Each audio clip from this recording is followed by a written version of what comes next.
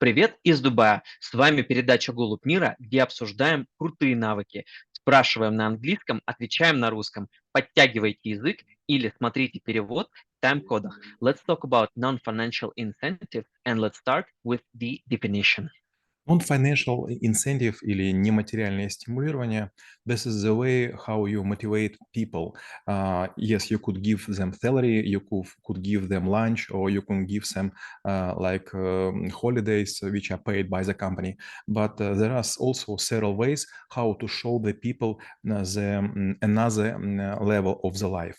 For example, you will take them to investors and they will see how people look, how people think.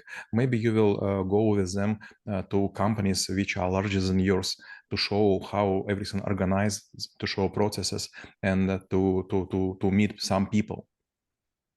And what are the fundamentals that actually makes those incentives really working for people?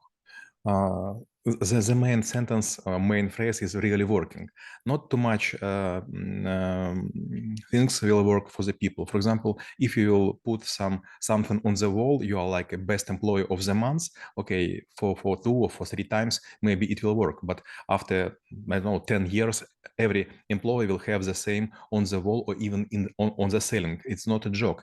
I have a colleague of mine. His name was Yuri Khmelnytsky, and he was so skillful that after several years, this best employee of the month were put not just on the wall, but also several of them on the ceiling. This was his kind to make a joke. He was trying to say, this is enough for me. This sign doesn't work. But for sure, you could use some, for example, cups, yes? Kubok, cups. Cups, or maybe even tombstone. You know, this is a very funny word. Tombstone in Russian language, it would be like могильная плита. And this tombstone usually is given by investment bankers when you complete or close a very cool deal. I was having, I don't know exactly, maybe like 300 or something like this of this tombstone, and after several of them, I even started to create my own graveyard. It was funny when you look at this for the very first time, but when you will come to me after 1 year, second year, third year, you will see how it's growing. And it was not funny. It was very similar to something about corpse and so on.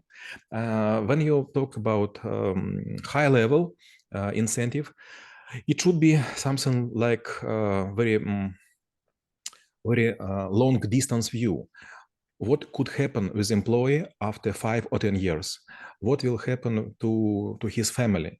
And you could show, for example, nice resorts or maybe nice restaurants, nice cars, and you should explain to employee that this is not worth to take by by bonus or by price.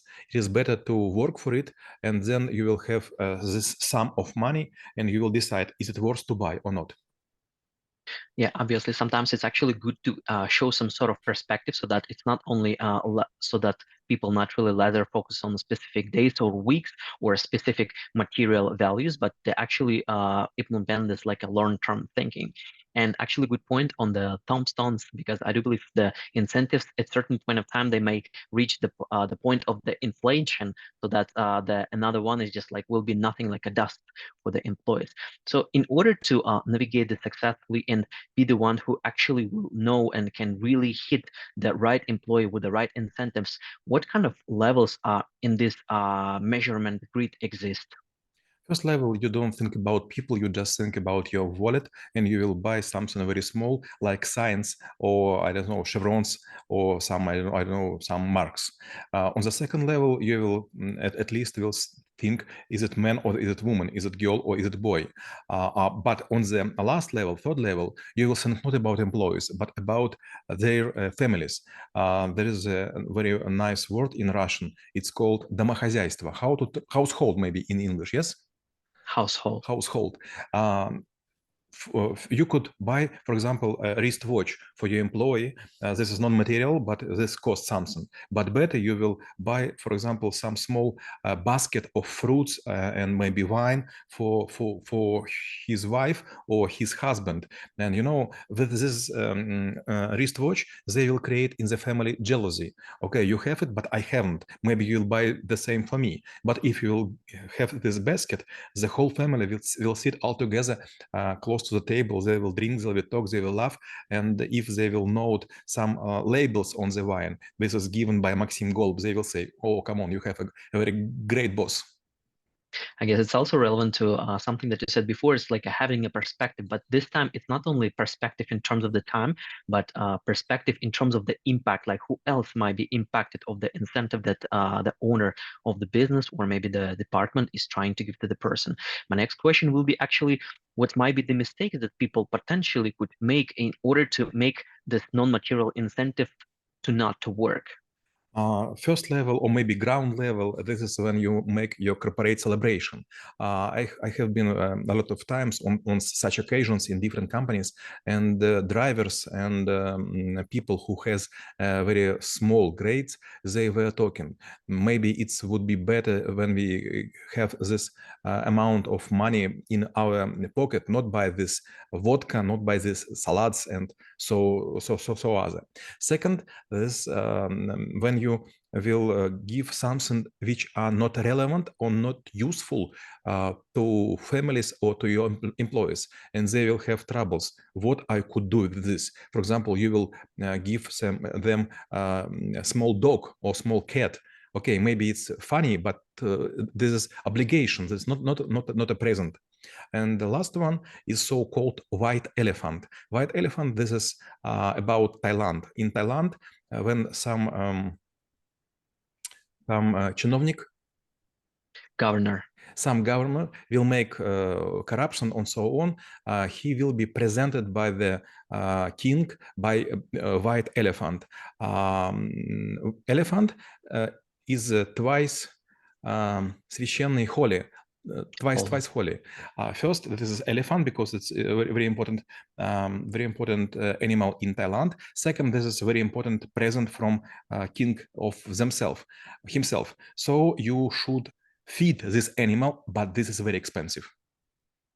So yeah, sometimes it's worth to actually assess whether it's something that you think will be normal might be the elephant for another person. My next question actually will be what the owner of the business or maybe the director or certain departments might be doing when the employee might be like refusing or accepting those gifts in whatever ways, or actually asking for more like a materialistic exchanges. I will tell you one case which happened with me and my employees in Kiev. It was time when we were not able to give credits because of the crisis, and I have a lot of abandoned cars which was given by our customers because they were unable to pay. And among them were very prestigious Mercedeses and Porsches and some others. And I asked my guys, is it okay if you will be doing a great job? I will give for weekends these cars, but cleaning on yours and also petroleum on yours. And everyone was happy, but just for one time, because it was very expensive to wash these cars, because these were Jeeps and so on. And also they were consuming too much gasoline. It turns out that it became a white elephant for them in a certain way. My last question will be how knowing about non-material incentives could help to make this world a better place. When you're trying to give money to your employees, it's kind of bribing. And also, I don't know how to say it in English, but it's like баловать. Spoiling. Yes, correct. It's much better. Yes, and also it goes to the spoiled way. So these people will ask or think that next time they will have more and more and more money, and you will not able to pay it. And in any case, you will lose them, or they will go out of the company. But if you will find some small presents which are meaningful and useful, it would be great. For example, in our dentistry in Moscow with my wife, we usually give to our employees on their birthday some kind of certificates, for example, for face cleaning or for massage or some other stuff. This is expensive places, but this unusual experience, and no one know how much it cost. Поэтому дарите подарки и поощряйте своих подчиненных не ради одной женщины, которую зовут Галочка, а именно для того, чтобы пронзить их самое сердце. А мы рассмотрели навык нематериальное стимулирование и чем он полезен именно вам. Всем мира.